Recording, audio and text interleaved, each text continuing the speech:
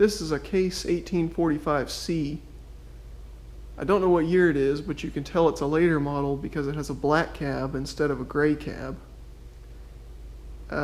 It's in pretty good shape overall, but it's got more hours on it than Big Ben. And apparently the number 4 connecting rod had some kind of independent retirement plan. Fortunately, I happen to have a running Cummins 4B just sitting around waiting for a project, so I'm going to swap that into it. So far I've removed the engine, obviously, and washed out the rest of the machine. So the next step is going to be to swap over all the accessories I need from the old engine to the new one.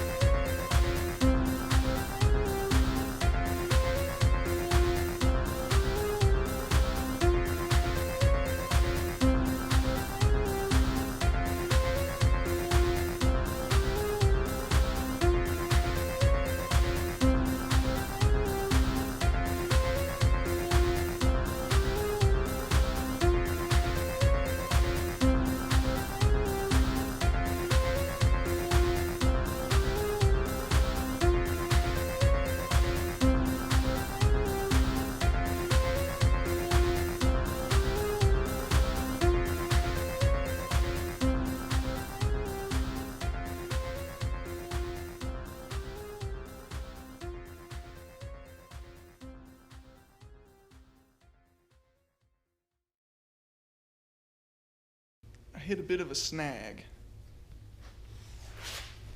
This is the coupler that it bolts to the crankshaft, and then these splines drive the gear pump for the boom and bucket functions.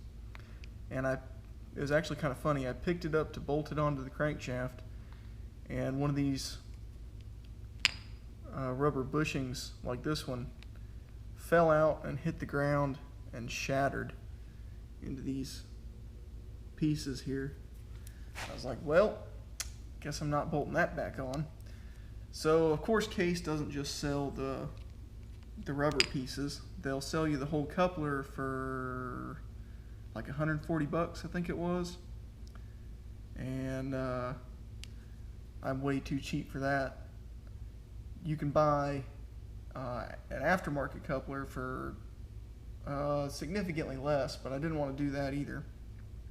So what I'm going to try and do, I ordered a chunk of polyurethane rod that's the same diameter as these bushings. It's about 1 inch. And I'm going to chuck it in the lathe and try to drill holes in it and make my own bushings. I've never tried to machine this stuff before. This is, I believe it was 90 Shore A, and I have no idea what that actually means, but the little chart for dummies on the listing put it in hardness right between the heel of like a dress shoe and the wheel of a shopping cart. So it's kind of cool stuff. It's hard, but you can kind of flex it. So I don't know how it's going to machine. I'm going to find out. I looked it up a little bit. It said, people said use a really sharp tool and slow feed and coolant if you have it, because heat buildup is a big problem, which I don't have coolant, but yeah, we'll see how it goes. Alright, got it set up. I've got the lathe set to 600 RPM, so I'm just going to let it rip.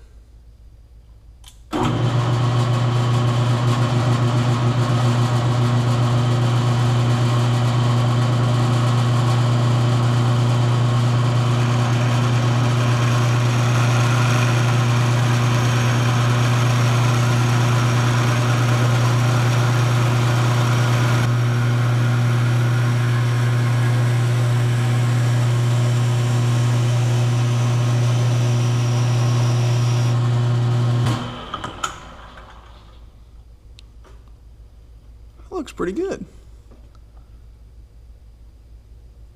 Oh wow, it's hot.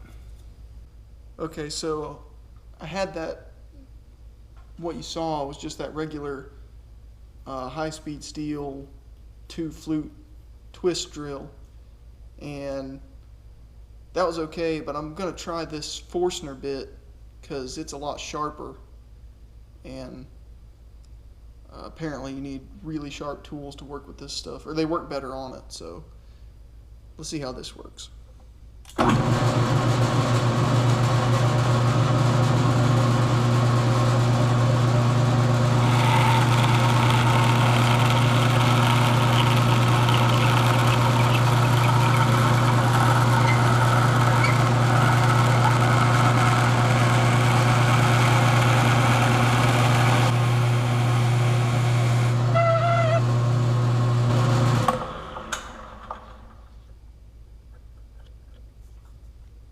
After I drilled the hole, I cut the piece off with a bandsaw and then just squished it together with a bench vise, and then repeated the process 3 more times, and it went great. I think that's going to work just fine. So I'm going to go ahead and bolt this on. Got all the accessories on, or at least all the ones that need to be on there. So the next step is just to stuff it in here. It's a little bit tricky because there's very little room between this and the top of the engine to fit the boom of the hoist kind of in between. But I mean, I got it out that way, so I'm sure I can get it back in. And the other thing that kind of sucks is I disconnected all the wiring without paying any attention to what I was doing, really. So I've got to figure out how that all goes back on, what connects to what.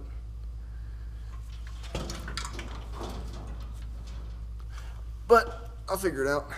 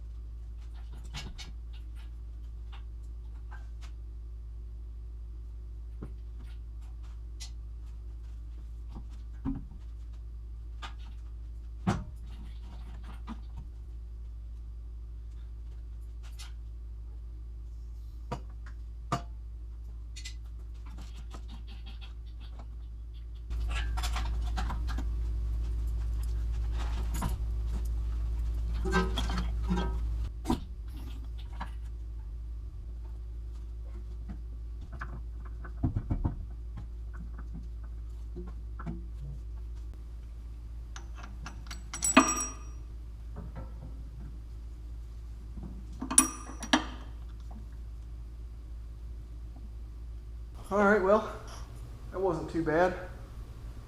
So now, need to figure out where all this wiring goes, tighten down the motor mounts,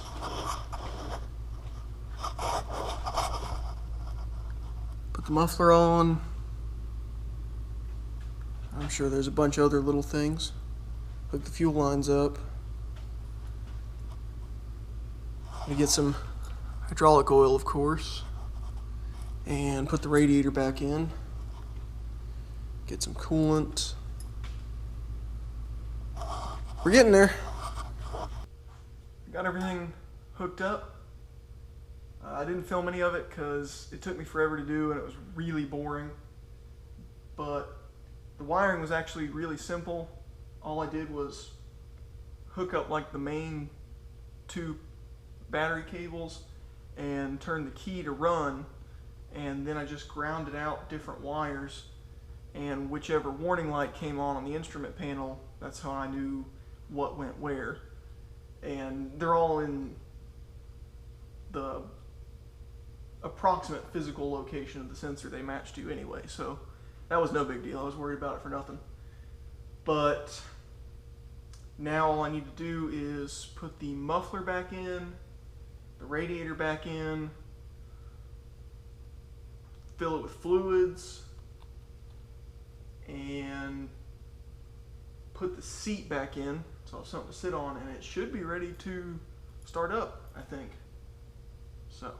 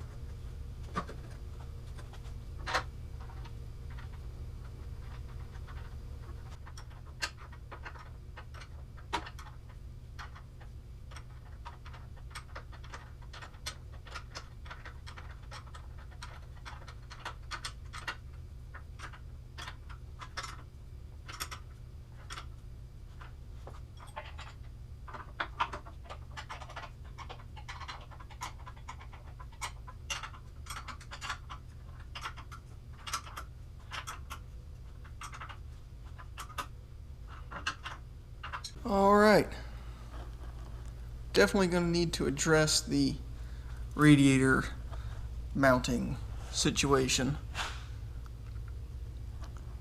at some point, but for right now, as long as it keeps it from sliding into the fan, that'll be okay.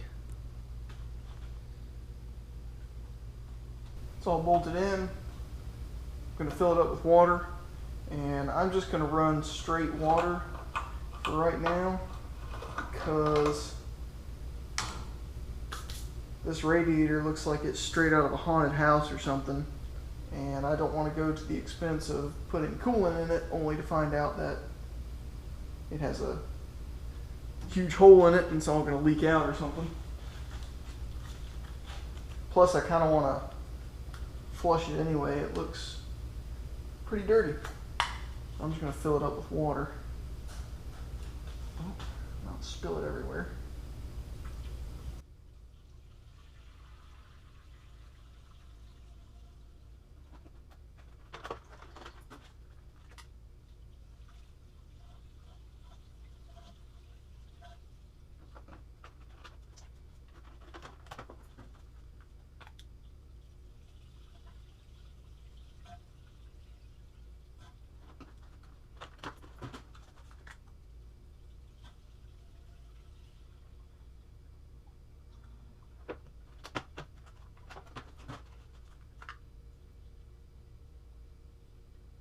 Alright. Now for the hydraulic oil, you're supposed to use 10W30 engine oil, and you are supposed to put Case's HTO additive in it, as you might be able to read on that sticker. I have no idea what HTO stands for, but apparently it's some sort of extreme pressure lubricant that is supposed to be used to increase the life of the drive motors in these skid steers. But I'm too cheap to buy HTO before I know the machine actually works, so I'm just going to put just the oil in it, and it'll be okay to run a little bit like that. And if it doesn't have any major problems, of course I'll put the additive in. But I definitely don't want to run it with no oil, and there's none showing on the sight glass right now, so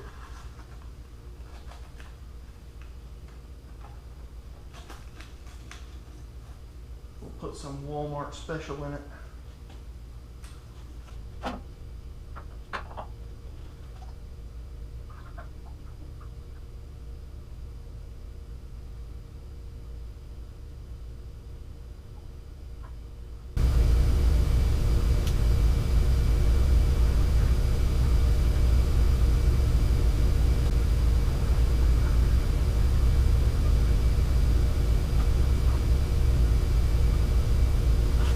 Well, that was 3 5-quart jugs, and that just got it onto the sight glass. So it was super low. And I see the radiator already has a leak. Alright, let's see if it'll start.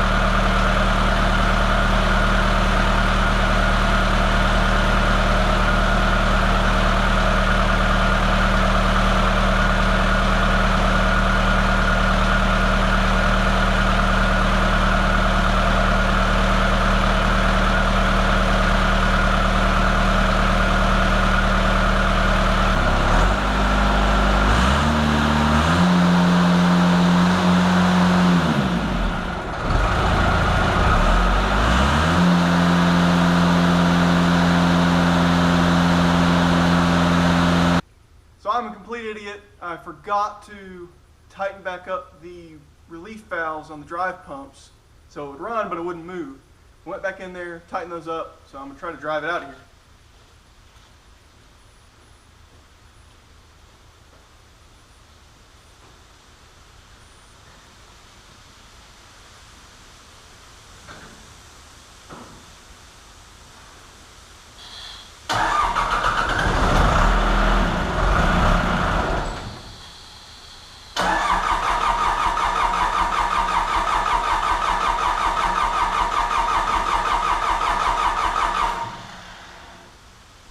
I'm a double idiot because I forgot to turn the fuel back on. So that whole time it was running, it was just running the fuel out of the filters and lines. So I got that turned back on. Let's try again.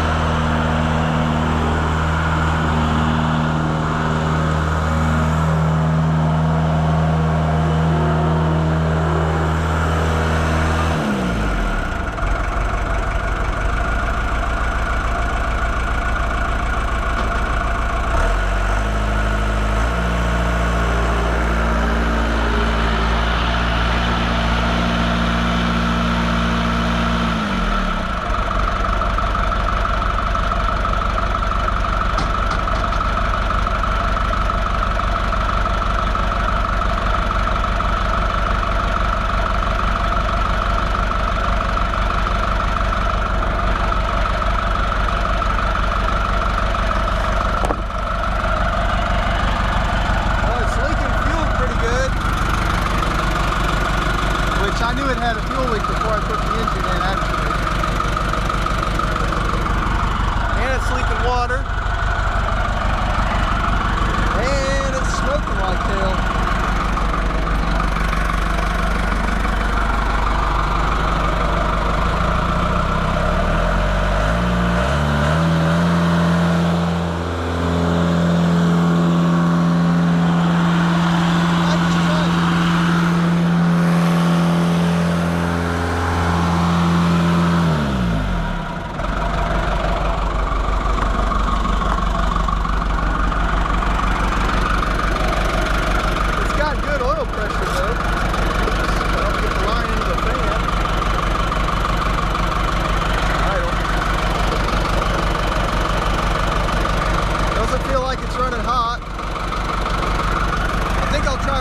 For a little bit and see if that smoke clears up at all. I'm gonna wrap this video up here. I drove it around for a while and played with it. It's still smoking just as bad. Absolutely no change in that.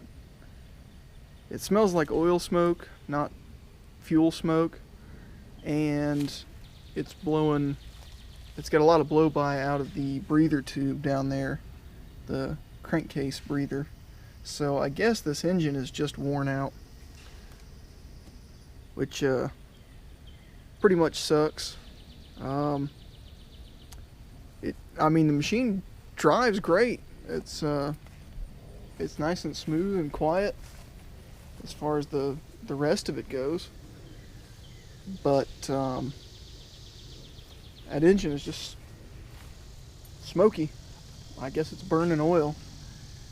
And it does have a little bit of a misfire because it has a fuel leak coming out of the injection pump that I'm sure you probably can't see on the camera here, as dark as it is. But I tried messing with that. I swapped some parts from the other engine onto it, and that didn't make any difference. So I'm going to keep fooling with that and try to at least make it run nice, even if it smokes. And to add insult to injury, I had that oil pressure gauge just sitting up here, and I took off up a hill, and it slid off down right into the fan and got pulverized. That sucks. That's pretty disappointing. I was hoping that engine would run good, and that's actually the opposite of what I would have expected to happen. I thought the machine would have problems, the pumps or motors would be bad or something, and the engine would run fine. But I suppose that's just the nature of sketchy used engines. So, oh well.